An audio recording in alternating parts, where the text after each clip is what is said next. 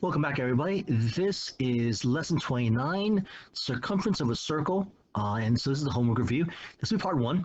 Probably going to break up these questions into different parts. We'll make sure enough time to cover them. And some of them are going to take a little bit of time. We'll explore different techniques, especially the one coming up probably in a part two. All right, so first question is, which of the following is the circumference of a circle whose equation is x squared plus y squared equals 100? And now, one of the things that we have learned about circumference of a circle, the formula that we have learned is going to be circumference C equals 2 times pi times the length of the radius. And so we need the radius measurement. And one of the things about circle problems, most of them, kind of center around the center and the radius. This one we don't need center so much, but we need the radius value. Well, we know in this case, since the equation is x squared plus y squared equals 100, and the equation of this circle, whose center is the origin we see, is x squared plus y squared equals r squared. That's the number form. We know that r squared equals 100, or if we take the square root of both sides, the radius has to be 10. And so we know our circumference is not 10 pi, though, because circumference is 2 times pi times 10, or in terms of pi, 20 pi. Okay, so we use our formula in this case. We want to discover what part we're missing. And so it was 20 pi.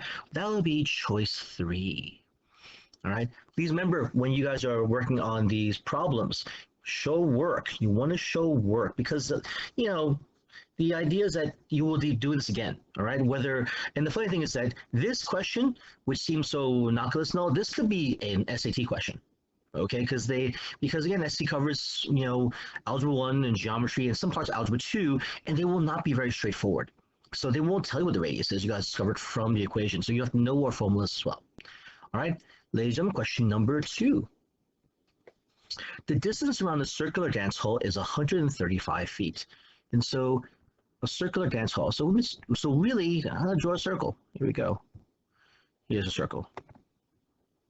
And what they mean in this case is that the distance around this, or circumference, is going to be 135. So this entire measurement all the way around, okay, is 135 feet. Well, that's our circumference. And so which of the following is the longest distance across the dance hall? And so that would be this measurement here. Longest distance would be the diameter. Okay, so that's diameter.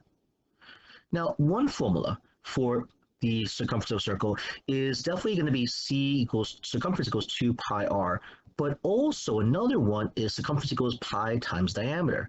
And so now what we're going to do is, as we know our circumference is 135 feet, we're going to take that 135, so it's looking for the longest distance, the diameter, we divide both sides by pi.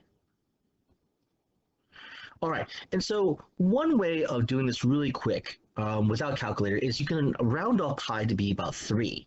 And so 3 goes to 135, at least 40, let's see now, 45 times, all right? So approximately 45, probably less because 3 is too small for pi.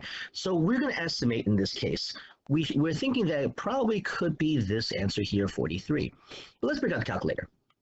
So our calculator, we're going to, we're going to put this back into our home screen. Okay, so we're going to do 135, so 135. And the pi button, so divide that by, pi is second division, second caret in this case, second caret. And so here, we get 42.97, which is approximately 43. So this is going to be about 42, here's a regular pen, 42.97, or approximately 43 feet. And it will be choice 4. So if you don't have a calculator with you, one of the things you can do is you could kind of approximate pi to be 3. Although it's not a perfect number, it is approximation. We know pi is a little more than that. So when we get 45, 45 is too big. We're looking for a number a little bit smaller than that, and that'll be 43. All right, now for question number 3. In the following shape, 2 semicircles have been placed at the end of the rectangle, whose length is twice its width.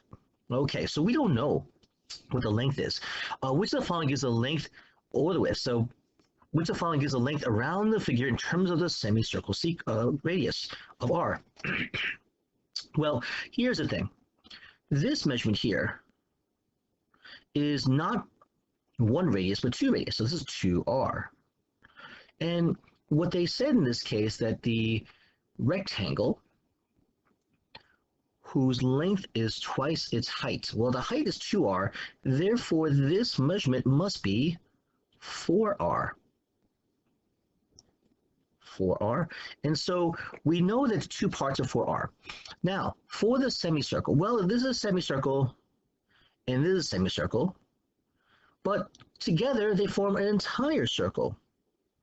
And if the radius is r, circumference is equal to 2 pi r. So now we know that in this case, we have 2 pi r for the two semicircles. Now, the problem in this case is that the length around the figure, and the length around the figure is going to be all the way around. The mistake that some students make is that they will include these pieces here, this one and this one. They're not part of a round. Therefore, we're only going to include this 4r, this 4r, and the semicircles that are 2 pi r. Therefore, we're going to add this together to get 8r plus 2 pi r. So for those of you who are thinking it was 12, all right, which there's not even a choice there, not even a choice there. So we're talking about going around. Perimeter is always around the figure. We don't include this pieces inside the figure, right? So that being the case, which following gives the length around the figure in terms of the semicircle's radius? Well, that would be 8r plus 2 pi r, and that would be 2 pi r plus 8r is going to be choice 1. All right, ladies and gentlemen. So this is going to be the end of part 1. And so you're saying, oh, okay, yeah, the next questions will require some special time. I do want to explore a couple of things with them, but perimeter is a lot more and probably going to be a lot more tricky than we think because we're just thinking at both sides. We have to know here, especially circumference in this case. Circumference of a circle, we have to know how to find circumference and also find radii, to measure the radius. All right. So remember, worst comes to worst, I always recommend break out a formula. Okay. Now, in this case, the formula usually is going to help you because they'll have something already filled in and something you have to find. All right. So it'll kind of give you guidance on what to look for. Right, ladies and gentlemen, I hope this is helpful. Okay. So this is the end of part 1 of lesson 29, circumference of a circle. If you found this helpful, please give this video a like and make sure to subscribe to the channel so that and turn on notifications. For those who are taking AP exams this week, good luck on your AP exams. Good luck and just, do the best you can. All right, ladies and gentlemen, take care and be safe.